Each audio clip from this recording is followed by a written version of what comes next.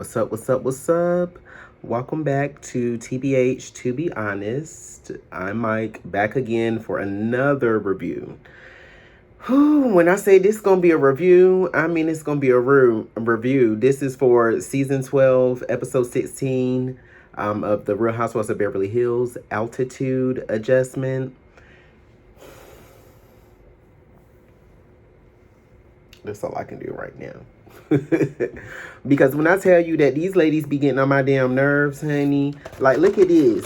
It make no sense that I done got all these notes for one episode, honey, but I'm about to go on through them. So first we get started. It's 4 days before the Aspen trip.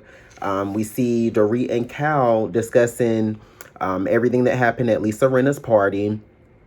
Pretty much they were saying that they went to an after party with their husbands, just, I guess, some of the select women. It really looked like it was Cal, Diana, Lisa, Kathy, I believe, was in some of the pictures as well. But pretty much Dorit feels that Rinna is having extreme reactions, which she really is. I do understand that your mother died, Lisa Rinna, but it's like, girl, you are doing the absolute most. When I say absolute most, like the absolute most. Like, I can give you leeway because I know people act out and have reactions and things when it comes to people passing, especially with a parent. But at the same time, I'm like, girls, some of the stuff that you doing, saying, the way that you're acting, I don't feel like is excusable, because some stuff is seem too much. Like, girl, I feel like at this point you just using your mother's death as an excuse, honey, to act a damn fool. I mean, am I being crazy? Am I doing too much? Like, I don't know. Somebody got to let me know, honey. Please drop down in the comments and let me know how y'all feel about how Lisa Rinna been acting this whole damn season. And I feel like she been acting a damn fool. Like a complete fool.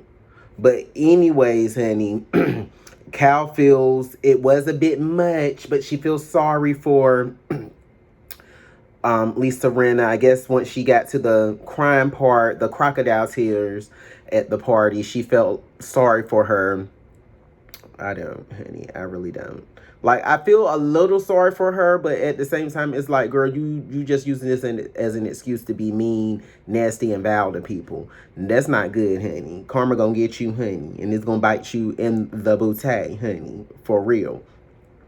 Then they also mention about pretty much, I guess, everybody kind of, I don't want to say ganging up, but kind of ganging up, piling on everything onto Sutton. And Dorit basically says she doesn't want to pile on the Sutton and, you know, keep coming at her with all these issues or problems like everybody has been doing since last season, it seems like. So she tell Cal she feels like that they should have a conversation with her, but with that conversation is just, you know, more so just letting them know that they're there for her, being concerned, and not just piling on like everyone else has been doing for 2 freaking seasons at this point. So we cut to Garcelle. We see Diana, of all people, coming to Garcelle's home. I guess she's trying to make good on her word when she was saying that she really wanted to get to know Garcelle a little better. She claims that she likes Garcelle, although you always coming for her friend. Like, that's one thing I don't understand about people. If you like somebody and want to be friends with them, why always have something bad to say about someone that they're cool with? Even if you and that person is not cool, you should be grown and mature enough to be like, okay, honey, out of respect for this person and our, you know, blooming friendship, I'm not going to say anything. I don't know. I just don't get it. But anyway, she comes over. Her outfit is backwards. Clearly, she must have been drinking. I mean, by the words of herself, she been turning up, honey. Been a little lit, honey. A lituation that she had going on prior to coming to Garcelle's. So she come over. They really, it wasn't a whole lot going on in this scene. Diana was basically saying that she was wanting to get to know Garcelle better. She also brought up about her trying to figure out Sutton. basically trying to figure out the type of person she is. She wants to know. Um, Also, they bring up the Aspen trip. She wants to know the area and the environment. She said that that's why she chooses to stay at a hotel, because she's a person that's big on energy. So she sent these, well, she said Ghostbusters, but she sent energy cleansers to where she'd be staying at to cleanse the room of negative energy. Now, I mean, do I think she being extra? Maybe a little bit. I mean, I am a person that's big on energy. Like, I can feel people energies as far as if I feel like, the negativity or, good, like people say, good vibes, bad vibes. That's feeling people energy, so to speak. But I mean, girl, if it's good for you, honey, whatever make you feel comfortable. I mean, it ain't none of my business. I don't care. I'm like Garcelle, honey. Do I think it's a bit much? Yeah, but would I want to go and see her and these people do this, honey? Just to see what the hell they doing. Um, and of course, Bravo Messy Tales show a clip of like two men dressed up. I think they had on all white. They walking around. I don't know what they had in their hand. I don't know if it was candles, sage, a steam machine, but it was some type of something coming out of somewhere, and they were just purifying the room, I guess, purifying the area. Okay, then from there we get to Lisa Rinna, honey, and she's looking at old belongings of her mother, items, clothing, and her husband, Harry Hamlin, as she like to say, he is looking through with her as well. And in the midst, she finds a few things. First, she finds a book, that has her mother in it. Is basically a book about the man that attacked her, and he is a serial killer. Well, I guess he became a serial killer after the fact, which that's like oof, a lot. So I mean, we glad that he didn't take her mama out. Definitely glad about that. But I guess he had went to jail, got out of prison, and then he started his killing spree.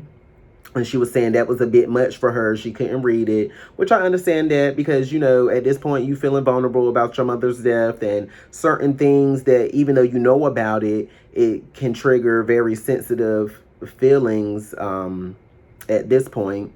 Then she also finds a sticky note, and on the sticky note, it basically was something that the mother wanted written on her tombstone.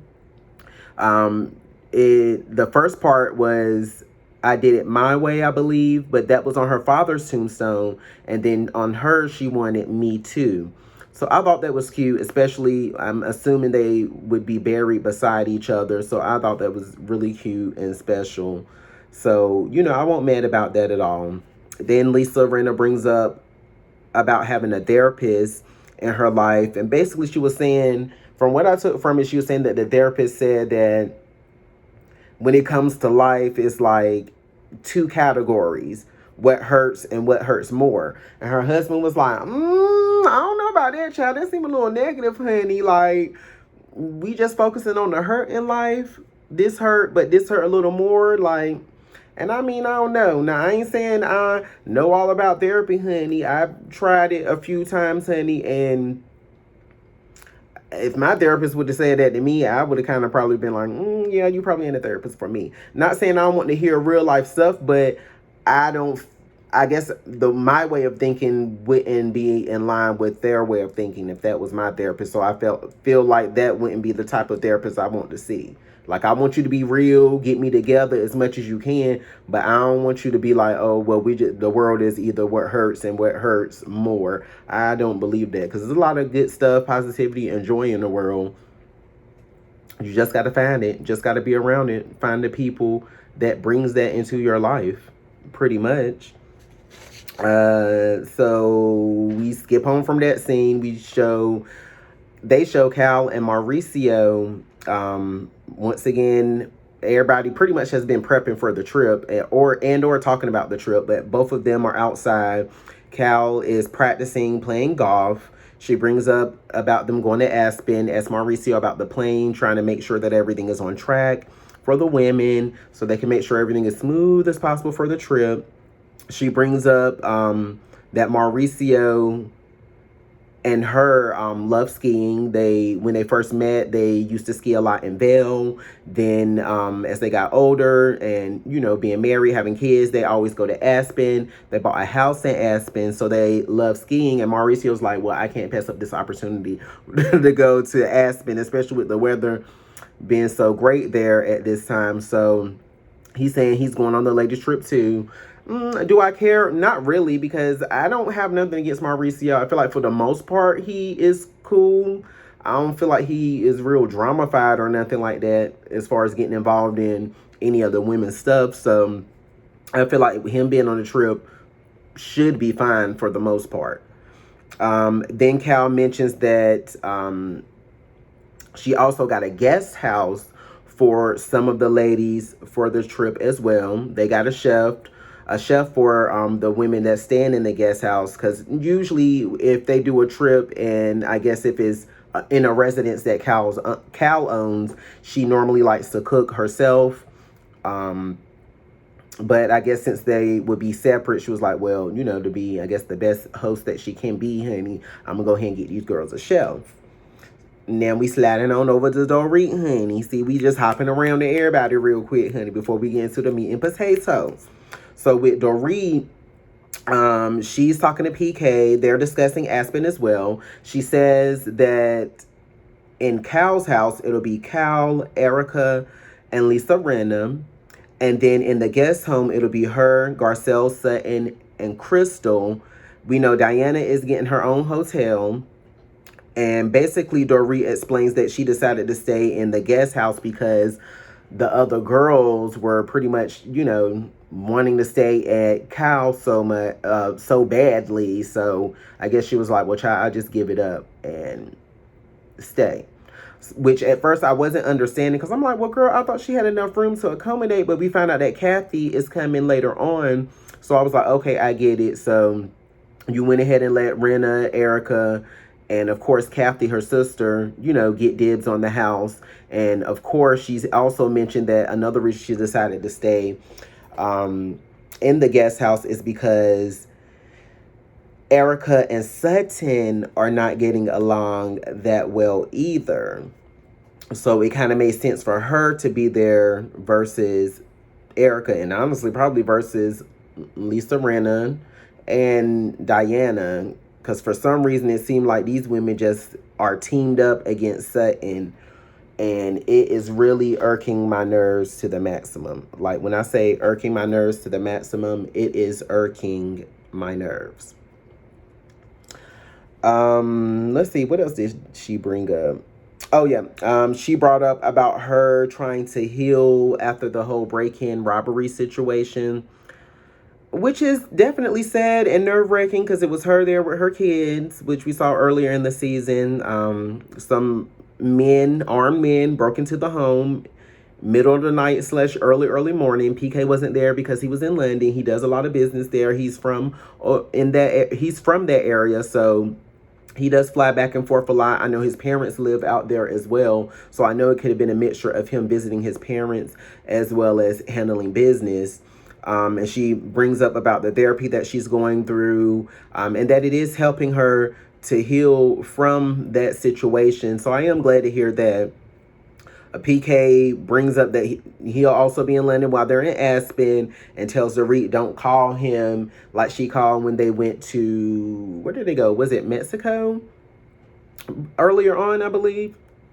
And I guess kind of joking about it, but it sounded like it was a little serious. But to me, I'm like, well, honey, don't tell her don't call, honey, because if the woman's still traumatized, she already said certain place she goes, she doesn't feel safe. So I'm like, well, girl, if she want to give you a call, let her call.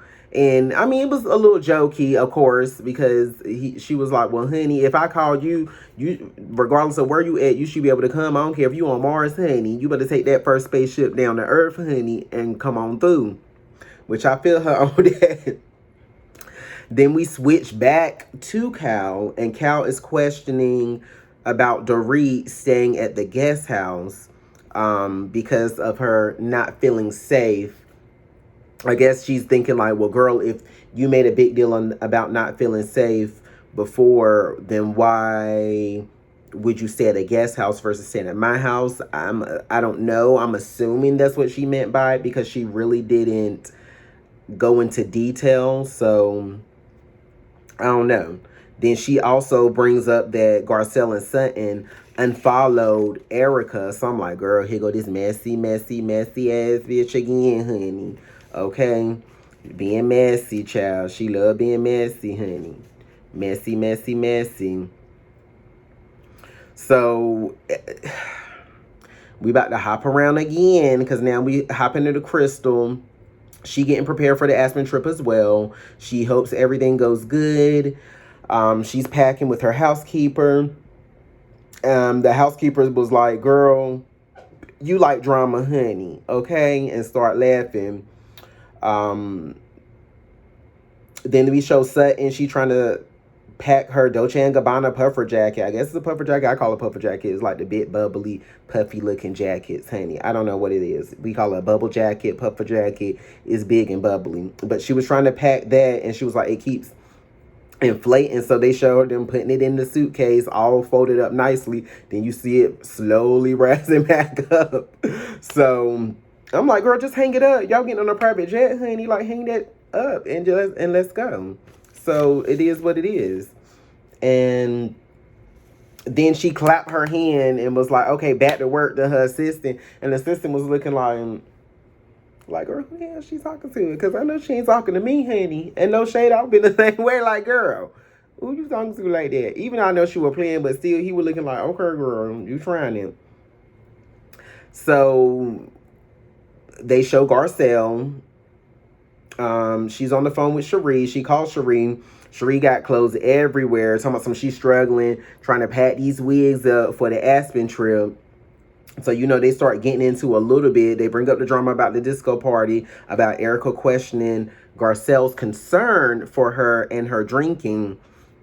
Now, for me, I feel like it was genuine. Erica is trying to paint this picture or make the point of, oh, well, since you brought it up or mentioned it to a few of the women, that, you know, you trying to paint this picture or create this narrative of me. And I don't think that at all. I think she was being genuine, honey. Unlike y'all hoes, y'all so used to being shady and snaky that y'all don't even recognize real when it's in y'all face, honey. Y'all used to see these women with their fakeness. And it's a mess. Like, no shade, Garcelle and Sutton being on the show is so refreshing because they pull the blinders off for a lot of these people because a lot of them is shady AF, honey. Granted, over the seasons, I have liked probably all of them respectively in their own ways. But the longer they've been on the show, it's like those real true layers start peeling back of them, and it's a mess. Like, Erica, girl. Yeah, girl, you trying it. Like, I don't see what the problem is. We had multiple situations where it seemed like you cannot contain your liquor. When y'all went on a previous trip and it was a boat ride, wherever y'all was at on a yacht, girl, you were drunk, laid out on the couch, talking about all types of stuff, spilling tea about your cases or how you felt or whatever. Then also when it came to her son, Jax, you was rude as F-U-C-K, honey. And it was just too much for me. Like, that kind of pissed me off because I was like, girl, don't be talking to my child like that. Then you were trying to flirt with her son, whom is married. Something we can have a threesome and all this, that, and the third. Like, I was like, girl, you was acting real loose right now, honey. Real loose. And a part of me feels like, girl, like, were you drunk? Or you trying to play this off for the cameras? Because it kind of feel like you just like, let me, you know, to make yourself seem,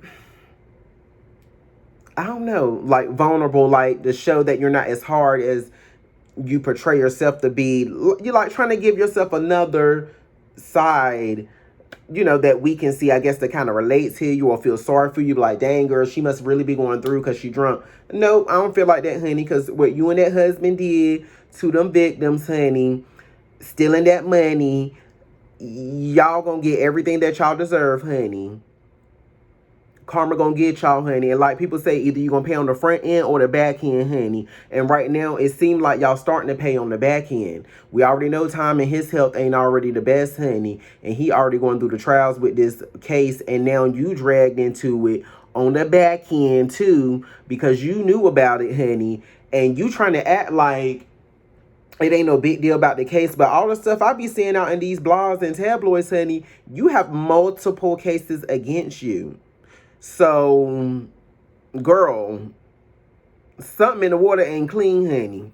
Y'all telling all these lies, or you keep trying to act like I'm so innocent, and it's too much stuff that just is pointing that you are involved into it, especially when they said that money was deposited into your bank account, the one that you use for touring and traveling and makeup and all this, that, and the third. Like, honey, why else would it be there?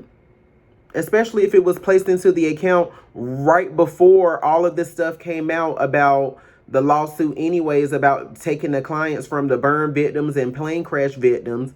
Like, y'all should be ashamed as hell, honey. Very ashamed of y'allselves, honey. Like, that don't make no damn sense.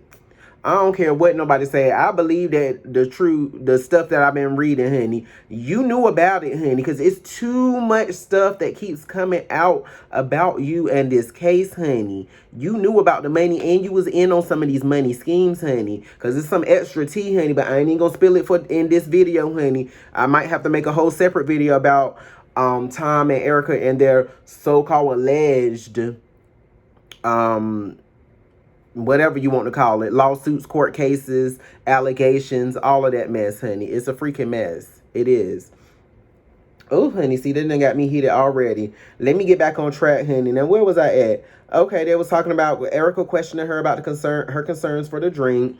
Garcelle feels like Erica calling her a liar was too much, because she's like, girl, I don't need this for no storyline. Like she told her, honey, you can make yourself look bad on your own. I ain't got to do nothing, honey. I'm just showing genuine concern because it was too many occasions where you were so-called drunk, honey, and you were doing the most.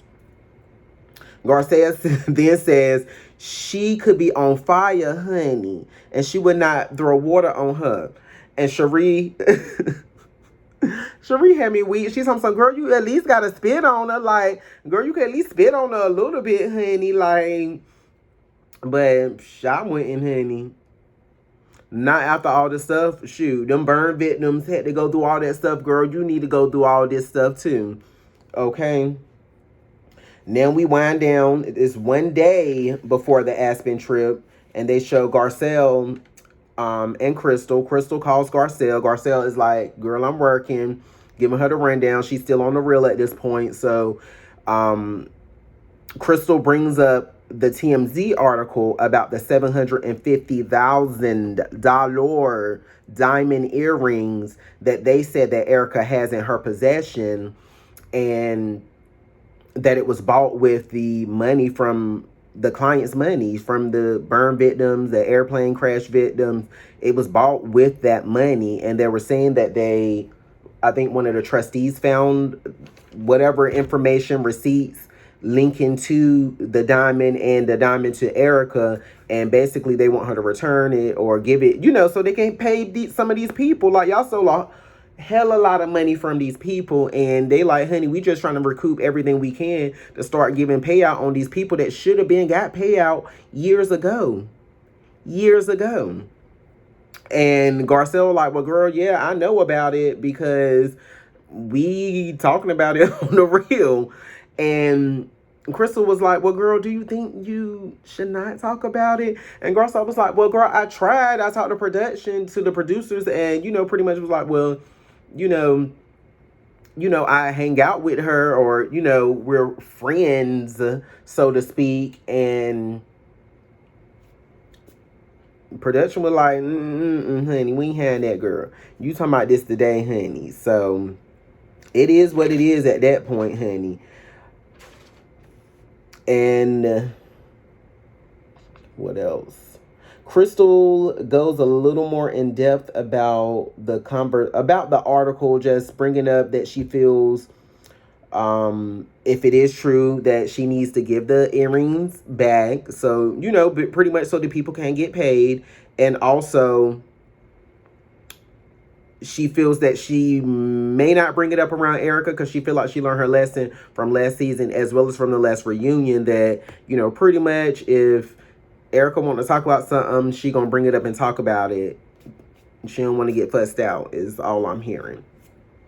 Finally, honey, we get to the day of the trip, honey. So we should see the girls loading the private jet. Everybody walking up, looking cute or whatever. They got a nice layout of different little snacks and little foods, little champagne, little drinky drink here and there. So, the girls getting in, getting situated, getting their drinks, their little champagne glasses, wine glasses, all that good stuff. Then they show Erica saying Aspen is for the elite and this, that, and the third. I'm like, okay, girl, like, okay, honey, like, she want to keep talking about she's been there so many times and on her private jet and on this and on that. And it's like, okay, girl, like, we gonna get this from you every damn episode almost, honey. This episode, 16, and you always still talking about what you used to have. Like, it's like she keep trying to paint this picture for the court system to be like, oh, girl, well, I did have all of these things, but I no longer have them. Now I'm broke. Now I'm poor. Now I'm this. Now I'm that. Well, honey, not according to them, honey. You still got some coins tied up, locked up somewhere, honey. And all the fashions and jewelry that you got, honey, you not broke, honey. Because if you got this $750,000 diamond earrings, honey, child, I'm sure you got more jewelry on that same level of money, honey, that you could easily pawn or sell, honey, and get some coins and be good for the rest of your life. Y'all hoes just don't know how to live off of $1 million, $2 million, honey. Y'all want to be greedy and feel like y'all got to have 50, 100, 200, 300, 500 million dollars, honey. That's why you and your husband in this mess right now, honey. Being greedy, being scams, being con artists, honey. Okay? Anyways, Cal says that Kathy will meet them. She's flying from New York and she's going to meet them in Aspen. She sets the itinerary for everybody and say, hey, when we get there, we're going to do like a barbecue and relax since we just going to be getting in. The next day, we're going to go skiing. Then the next day, we're going to go shopping or whatever. Boom, boom, pow. The girls arrive. They show Cal and her crew going to her house, looking around. Then they show Garcelle and her crew going to the guest house, which is called the Aspen House. They have a woman there that is, showing them around, giving them the tea, the history, details about everything. And the house looked really nice. Like, both houses look good, but of course the Aspen House, it looks really amazing. They have a nice entertainment room and everything downstairs. I believe the woman said it was like 5 bedrooms downstairs and everything. They have the personal chef there. He had everything laid out for them so they can get them a nice drink, refreshments, since they just traveled, get them, back on up the par a little bit before they go over to Cal's for the barbecue.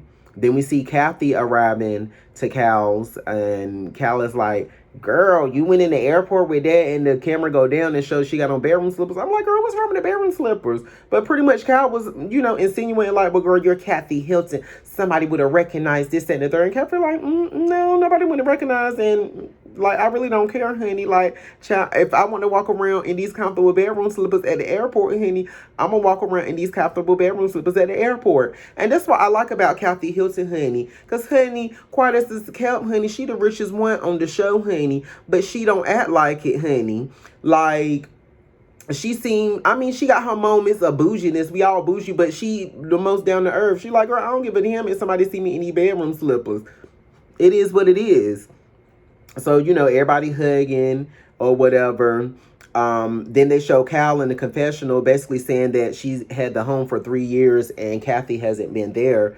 Then production, being messy, was like, why has Kathy never been to your home? And she was like, oh, I had it 3 years, such and such and such. This is my first time inviting her. And I'm like, yeah, y'all just on better terms at this point, honey, because we know for quite a few years you and Kathy were on the outs, because it seemed like, in my opinion, that Kathy and Kim were more close, or at least Kathy had Kim's side. I'm sure she felt some type of way about the stuff you said about her having an alcohol problem.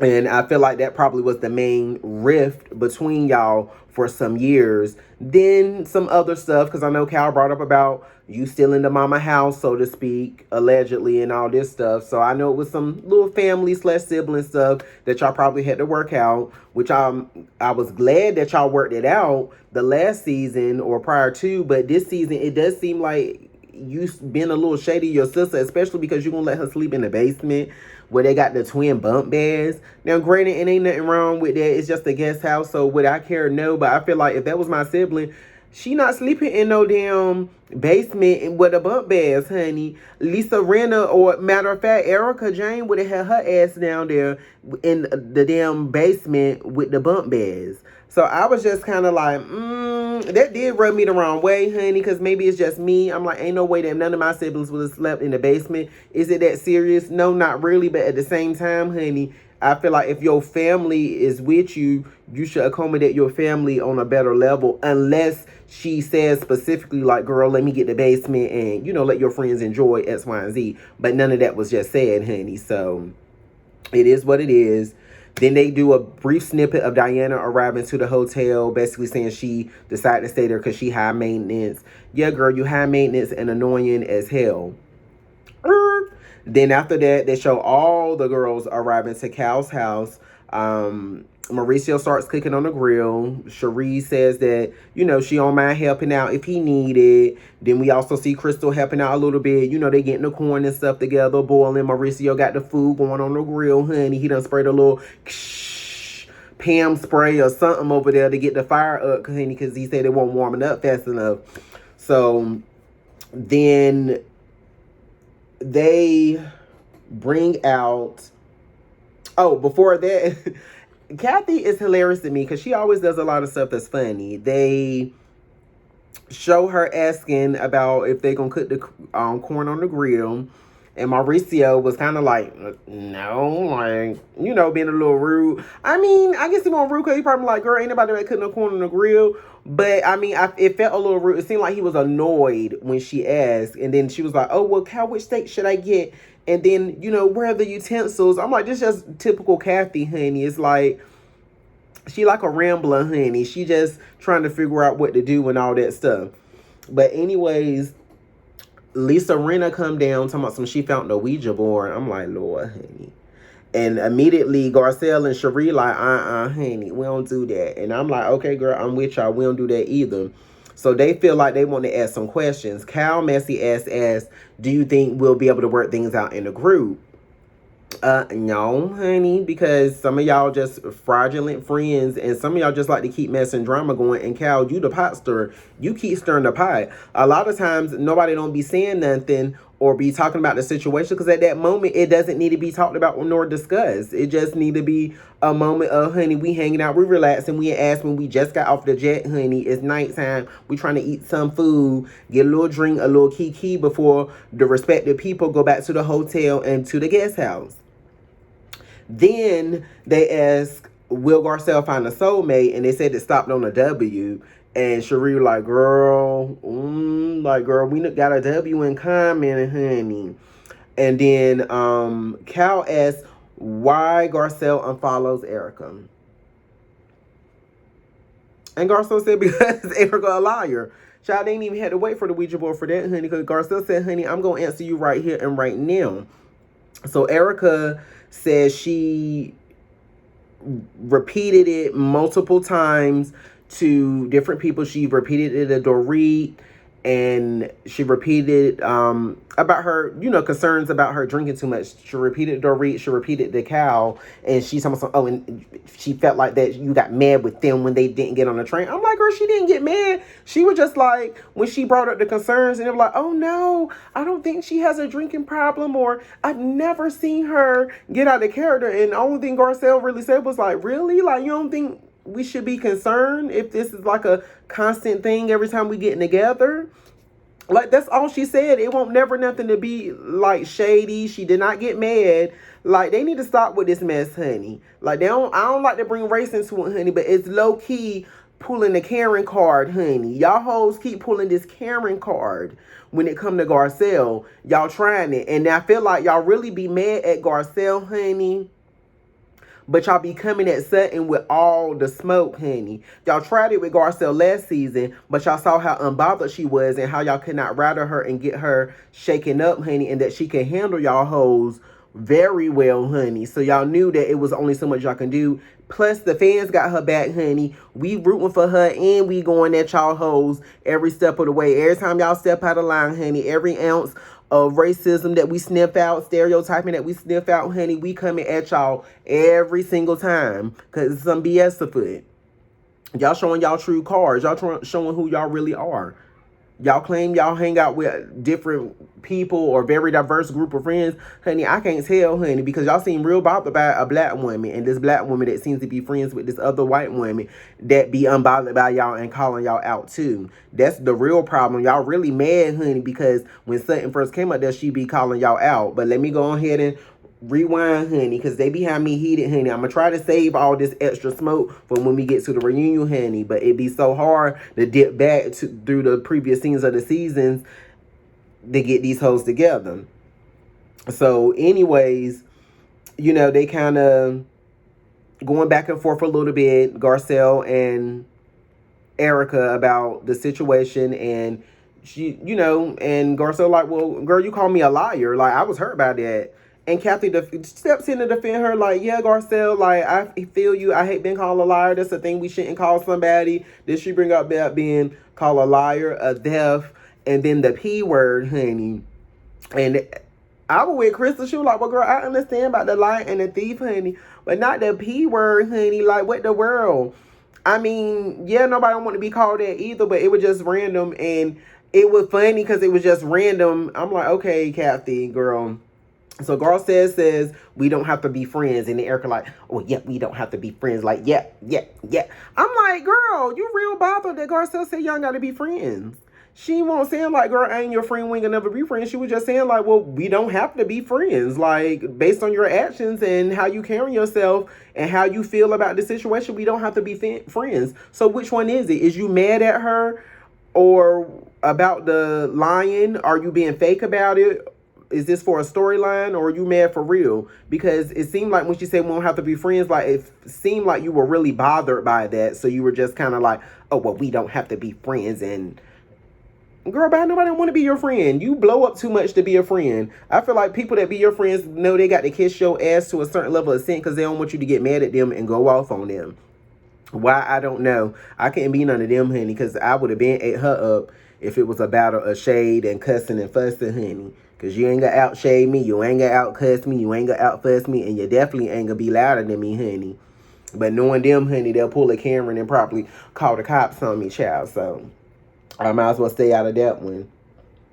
Then Cal Messy Tail again brings up Sutton saying it's a joke about Garcelle and Sutton unfollowing Erica. And clearly Cal feels some type of way. Dorit was like, girl, she feel like Cal stirring the pot. I agree with Dorit. Cal, you stirring the pot per usual. And Kathy like, it's not that serious. And Cal like blows up and just like, well, I'm just trying to get to her intentions behind it. So basically you're saying that the reason you keep bringing up messy stuff and stirring the pot is because you want to get behind everyone's intentions. No. When it comes to Garcelle and Sutton doing stuff, y'all, for whatever reason, just wanting to keep on jabbing at it. And always, Cal, you want to keep bringing it up every time you and all the women get together. That's what I don't understand. You are messy as fuck, honey. And that is some BS. Like, girl, stop. You lying, honey. You was lying. You just being messy. I don't know what it is with these women, but they is so bothered by Sutton and Garcelle, like extremely bothered. It's like every moment they get, they can't never wait to jab at one or both of them. Mainly Sutton this season. They would come in at Garcelle last season. They were coming at Sutton too. But, you know, they both had started defending each other, honey. So they're like, okay, that caught them off guard. This season, they came in like, girl, we gonna bulldoze Sutton at every chance we get. And that's how I feel. It'd be like, damn, honey, get a girl an MF and break, honey. So, anyways, after that, then Cal's pretty much go off of Sutton. She said that she feels what Sutton says is BS and tells her to be honest. Sutton says they haven't said anything about Erica calling her a see you next Tuesday. And she's correct. It's like things that y'all feel like that Sutton say is bad or not proper, like y'all nail her to the cross. Y'all come after her episode after episode after episode, but yet Erica and Diana and Lisa Rinna and even you, Cal, y'all can run your mouth. Y'all can say reckless stuff, but nobody don't check y'all. Well, except for except for Sutton and Garcelle, but y'all don't check each other, honey, like that. So it's like, it is a double standard. Like, Erica say some foul and ruthless stuff and has said some foul and ruthless stuff to Sutton, but y'all don't never come to Sutton's defense. I just don't get it. Like, why are y'all so bothered by Sutton? The only thing that comes to my mind constantly is that, honey, she real and she was calling y'all hoes out since day one on y'all fakeness. That's the only thing I can think of. Like, I just don't get it. It really be bothering me. It irks my soul, honey. Like, it be irking my soul to the point where sometimes I be like, honey, I don't even know why I still watch the show because they be pissing me off so bad. Like, sometimes I be wishing I was there in the scenes, honey, just so I can stand up and defend Sutton and Garcelle, because I just be wanting to go in on these hoes, honey. I be like, child, I just want one good go-in session on them because it is ridiculous. But anyways, after that, Lisa Rinna says, when she said that they didn't say anything about them calling her see you next Tuesday, Lisa Rinna's like, why do we need to? Then Diana says, you are. And then Erica and Diana are just like busting out laughing about it. They're so weak and all this. And everybody looking like, what in the world? And in the commotion, I guess Garcelle didn't hear. So she was like, what did they say? And then, you know, they repeated it. And she was like, that's not okay. Which, of course, I knew Garcelle was going to stand up for Sutton because that's both of them been standing up for each other this whole time. Sutton was saying that she was having a hard time. And then Garcelle had like jumped in and was like, because no one is standing up for you. And then Diana says, because I got it written down, honey, she can't stand Sutton. She dislikes her. She says that Sutton is slithery. And Diana questions if Sutton has feelings. I'm like, girl, do you got feelings? One minute you want to cry, but then the next minute you want to be vicious. Then she brings up all this stuff about Sutton questioning her about the miscarriage and stuff. Now, with that situation, I don't think it was 100% question about the miscarriage. It was more so a question of, well, girl, if the doctor said you're supposed to be on bed rest, why is you drinking and why is you out? That's not good for you. That's what Sutton was questioning, honey. Your actions, honey. Your actions. And then in the moment she brought up about her having a miscarriage, honey, I guess to try to relate, but you were just being so vile and nasty and vicious that when she started being nasty back to you, you want to act like, oh my God, she's doing too much. You want me to be the villain. Here I am. And then Cal, your messy ass sitting right there looking like, well, girl, I don't know if this is true because I never hear Sutton say anything about miscarriage. Girl, how dare you even put your lips together to even question somebody about them having a miscarriage? If I was Sutton, I would have hauled off and slapped the dog, you know what, out of you, honey. Like, girl, no. Like, you, oh, honey. Like, Hal used to be one of my favorites on this show, honey, but I just can't with you no more. I really cannot with you. Like, you be trying it on a regular, honey. This whole season, honey, and some of last season, is really showing a different side of you, Cal. I'm starting to believe what Kim and Kathy been saying all these years, honey. You messy and you nasty. And I already been believing Kim previous seasons when she was up there because you been messy, honey. Like, you a Val person, honey. You Val, honey, like, I cannot with her. Let me hurry up and go ahead and get through the rest of this review, honey, because they done pissed me off, honey. So, anyways, what else?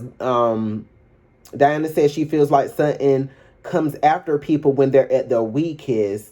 Then Diana starts getting emotional. She get up and leave. Of course, the girls go run after her. Like, oh, Diana, no, don't go. X, Y, and Z. Garcelle moves over there to Sutton. Sutton start breaking down and crying because this whole time, like, it's just like they coming with it, honey. Diana just keep going and going and going and going and going. And Sutton just like, okay. And,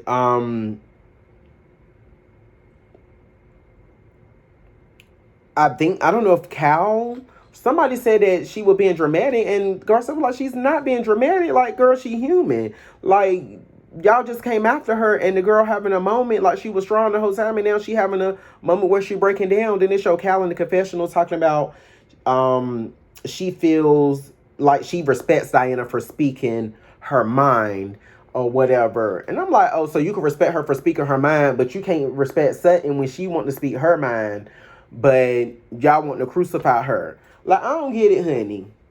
These girls getting on my damn nerves. Like, they really are, honey. I'm glad it's at the end of the season, honey. And no shade, I'm glad this is the first episode I'm reviewing, because I can imagine every review I would do would probably be with me going all the way in on these hoes, because they getting on my damn nerves.